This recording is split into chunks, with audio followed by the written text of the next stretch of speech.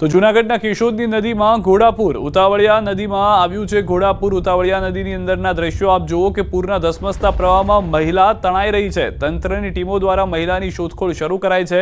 ભારે વરસાદને કારણે નદીમાં આવ્યું છે પૂર. હવે આ મહિલા આમાં કેવી રીતે તણાય તે સૌથી મોટો સવાલ છે, પરંતુ ઉતાવળી નદીના આ દ્રશ્યો સ્પષ્ટ કરી રહ્યા છે કે તંત્રએ આ મહિલાને બચાવવા માટેના જે પ્રયત્નો છે તે શરૂ કર્યા છે. આ મહિલા તણાતી આ વિડીયોની અંદર જોવા મળી રહી છે. વધુ માહિતી ન્યૂઝ 18 સંવાદદાતા અમારા સાથે જોડાઈ ગયા છે. અમારી શું વધુ પરિસ્થિતિ છે હાલમાં આ સમગ્ર ઘટનાને લઈને? સિદ્ધાર્થ, બિલકુલ ભારે વરસાદ છે તે કેશોદમાં પડી રહ્યો છે અને જેના કારણે ઉતાવળી નદીમાં ઘોડાપુરની પરિસ્થિતિનું નિર્માણ થયું છે અને એક મહિલા છે તે ધસમસતા પાણીના પ્રવાહમાં તણાઈ છે. મહિલા તણાયાનો વિડીયો પણ એક સામે આવ્યો છે અને સ્થાનિક તંત્રની જાણ કરવામાં આવી છે. તંત્રની ટીમો દ્વારા મહિલાની શોધખોળ છે તે શરૂ કરાઈ છે. હાલ હજુ પણ પાણીનો પ્રવાહ છે તે વધી રહ્યો છે આ ઉતાવળી નદીમાં, એટલે જે એનડીઆરએફની ટીમ છે તેને પણ કેશોદમાં સ્ટેન્ડ બાય રખાઈ છે. જો જરૂર પડશે તો એનડીઆરએફની ટીમની પણ મદદ લેવામાં આવી શકે છે. સિદ્ધાર્થ, આભાર સમગ્ર માહિતી બદલ. તો એનડીઆરએફની ટીમની પણ મદદ લેવામાં આવશે. મહિલાની શોધખોળ હજી પણ યથાવત છે. રાજકોટનો કોઠારિયા રોડ પાણી. ભારે વરસાદ ખાબકતા જળબંબાકાર. હનુમાન મંદિર પાસે પાણી ભરાઈ ગયા છે. રાજકોટના દ્રશ્યો આપ જુઓ કે જ્યાં થોડો જ વરસાદ થયો છે પરંતુ સમગ્ર શહેર પાણીમાં ડૂબી ગયેલું જોવા મળી રહ્યું છે. એક રસ્તો એવો બાકી નહીં હોય કે જ્યાં આગળ પાણી ન ભરાયા હોય. રાજકોટ જિલ્લાના લોધિકા અને આસપાસના ગ્રામ્ય વિસ્તારમાં પણ ધોધમાર વરસાદ થયો છે. આ તરફ 2 ઇંચ જેટલો વરસાદ પડ્યો હોવાની જાણકારી છે. ગ્રામ્ય વિસ્તારમાં 2 થી 2.5 ઇંચ વરસાદ પડતા ખેડૂતોમાં ખુશીનો માહોલ છે. સારા વરસાદના પગલે કપાસ, મગફળી, સોયાબીન સહિતના પાકને ફાયદો થશે. લોધિકાની નદી અને વોકળા 2 કાંઠે થઈ ગયા છે.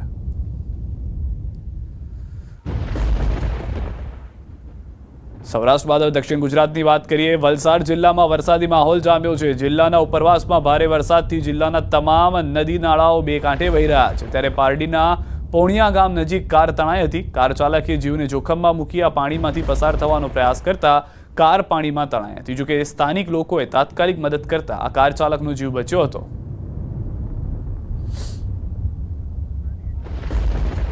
તો આ દ્રશ્યો સ્પષ્ટ કહી રહ્યા છે કે કઈ રીતની પરિસ્થિતિ જે છે તે દક્ષિણ ગુજરાતની પણ જોવા હાલમાં મળી રહી છે. જે કાર ચાલક છે તેનો આબાદ બચાવ થઈ ગયો છે, વાહન પણ બચી ગયું છે.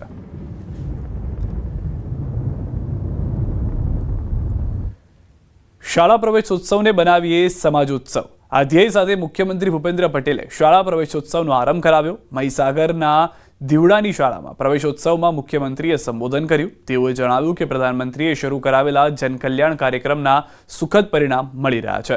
શાળા પ્રવેશોત્સવથી ડ્રોપ આઉટ રેટ 1% નીચે લઈ જવામાં સફળતા મળી છે.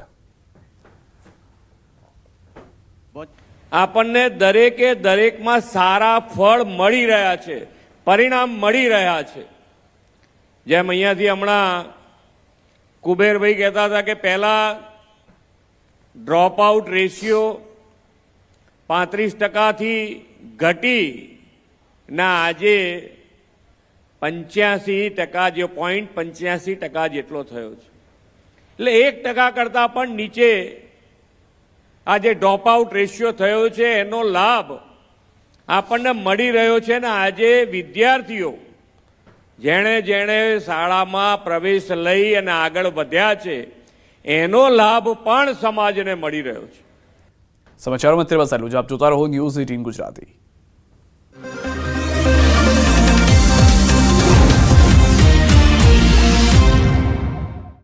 હું ક્યારેક તો કુલ્લુમાં વાદળ ફાટવાના કારણે નદી નાળા છલકાયા. મણિકર્ણ ઘાટી, સેંજ અને બંજારમાં પૂર આવવાથી ઘણા ઘરોમાં પાણી ઘૂસ્યા. પિતા પુત્રી સહિત 3 લોકો સેંજ કોતરમાં તણાયા. કુલ્લુ બંજાર સબ ડિવિઝનમાં 3 સ્થળોએ વાદળ ફાટવાથી ચારે તરફ તબાહીના દ્રશ્યો આવ્યા સામે. કાંસોલમાં પ્રવાસીઓની ગાડીઓ અથડાઈ. નદીમાં દરિયાની જેમ મોજા ઉછળતા જોવા મળ્યા. સિંધમાં અડધો ડઝન ઘરો ડૂબ્યા.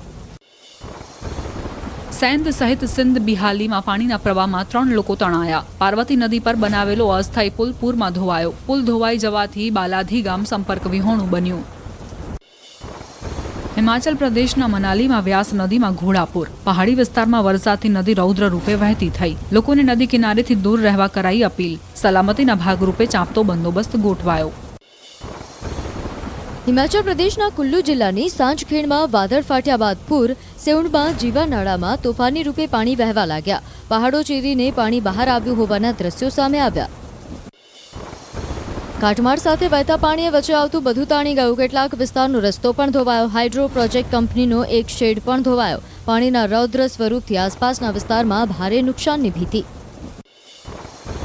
કેરળના મુંડકાઈ હિલ્સમાં ભારે વરસાદથી ચુરાલમલા ગામમાં પૂર આવ્યું. કબાની નદી તોફાની સ્વરૂપે વહેવા લાગી. બાણાસુરા સાગર ડેમમાં પાણીના પ્રવાહના સ્તરમાં ભારે વધારાના કારણે રેડ એલર્ટ જાહેર કરાયું. નદી તોફાની બનતા તંત્ર પણ એલર્ટ.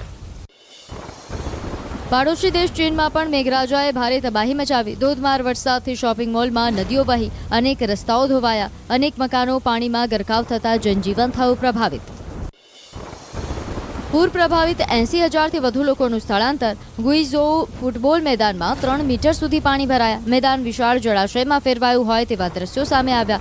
બે અસરગ્રસ્ત કાઉન્ટીમાં બચાવ ટીમો તૈનાત કરાઈ.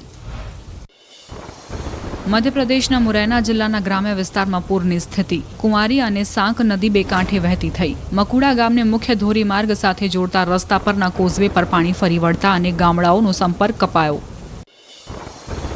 રાજસ્થાનના ડિંડવાનામાં ભારે વરસાદથી રસ્તાઓ પર વહેતા થયા પાણી. ફાઉન્ટેન સર્કલ પર પાણી ભરાતા રાહદારીઓ અને વાહન ચાલકોને હાલાકી. દુકાનોમાં પાણી ઘૂસી જતા દુકાનદારોને નુકસાન. પાણીમાં વાહનો પણ તરતા જોવા મળ્યા.